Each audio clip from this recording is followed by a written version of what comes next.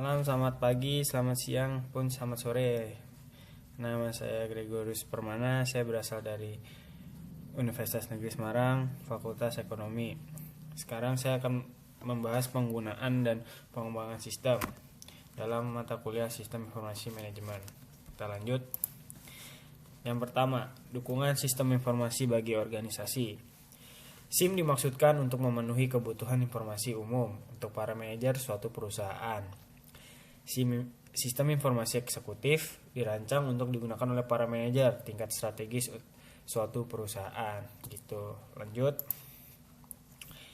Organisasi layanan informasi. Yang pertama itu ada sumber daya informasi. Sebagian besar sumber daya ini pada umumnya berlokasi di layanan informasi dan merupakan tanggung jawab dari Chief Information Officer atau CEO. Selanjutnya ada spesialis informasi. Yang pertama, dalam spesialis informasi ini ada analis sistem. Apa sih analis sistem itu? Orang yang ahli dalam mendefinisikan masalah. Lalu ada administrator basis data. Apa sih administrator basis data? Perencanaan, implementasi, operasi, dan keamanan. Selanjutnya ada webmaster. Webmaster bertanggung jawab atas isi dan penyajian situs web perusahaan. Selanjutnya ada spesialis jaringan.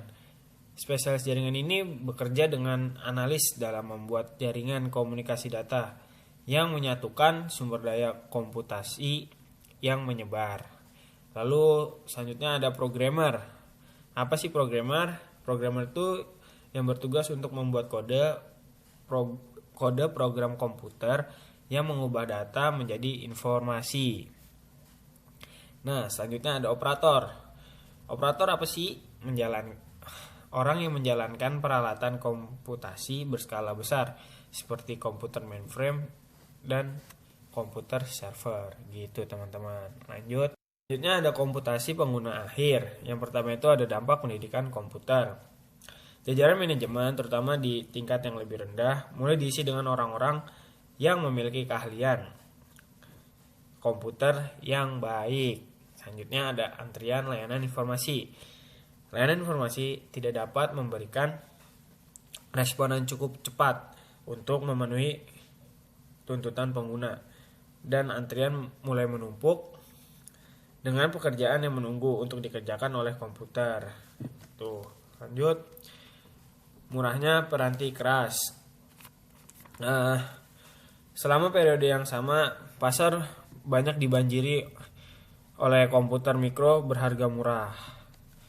Maka dari itu, sekarang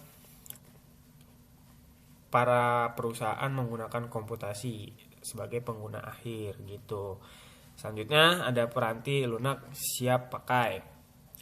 Baik perusahaan peranti keras maupun peranti lunak membuat peranti lunak yang mengerjakan tugas-tugas akuntansi dasar sekaligus memberikan informasi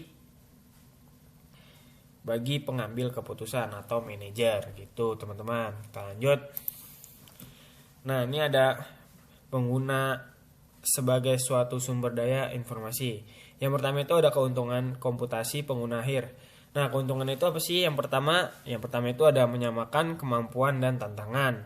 Yang kedua, mempersempit jarak komunikasi. Nah, selain ada keuntungannya, komputasi juga memiliki resiko. Nah, resiko yang pertama itu sasaran sistem yang buruk. Lalu, sistem yang dirancang dan didokumentasikan dengan buruk. Lalu, pengguna sumber daya informasi yang tidak efisien. Selanjutnya, hilangnya integritas data. Lalu, hilangnya keamanan. Dan yang terakhir adalah hilangnya kendali. Gitu. Kita lanjut. Nah, sekarang ada pengembangan sistem komputer. Yang pertama, pengetahuan komputer. Apa sih pengetahuan komputer? Kemampuan untuk menggunakan sumber daya komputer guna mendapatkan pemrosesan yang dibutuhkan. Lalu ada pengetahuan informasi. Pengetahuan informasi meliputi pemahaman bagaimana menggunakan informasi dalam setiap langkah proses pemecahan masalah, di mana informasi tersebut dapat diperoleh dan bagaimana membagi informasi dengan orang lain gitu teman-teman. Selanjutnya dasar-dasar bisnis. Dasar-dasar bisnis adalah topik-topik yang biasanya terdapat di dalam mata kuliah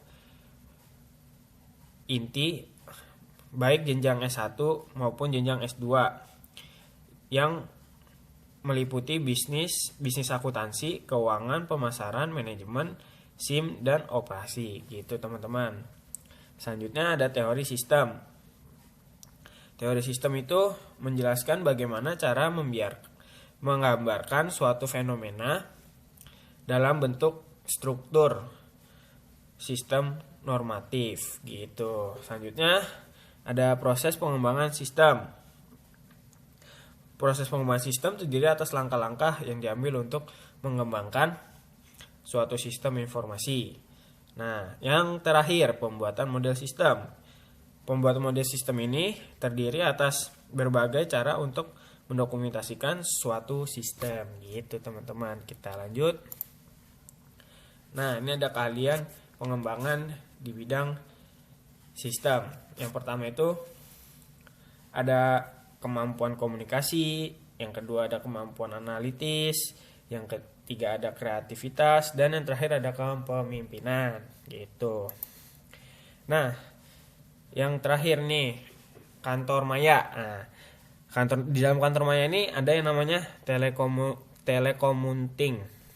Apa sih telekomunting itu? Suatu cara yang tepat untuk menggambarkan bagaimana karyawan dapat secara elektronik pergi ke tempat kerja. Jadi semisalnya tuh kayak saya sebagai karyawan ingin pergi ke kantor itu secara elektronik gitu teman-teman.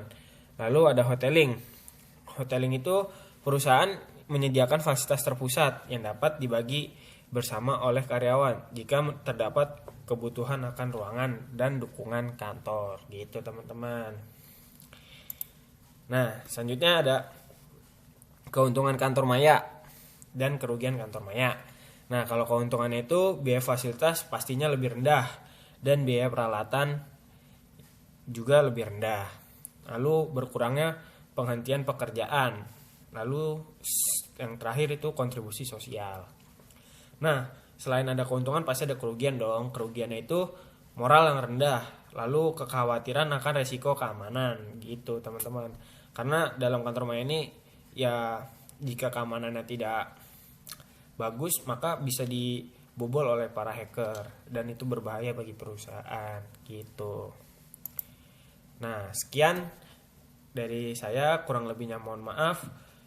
Selamat sore, dadah.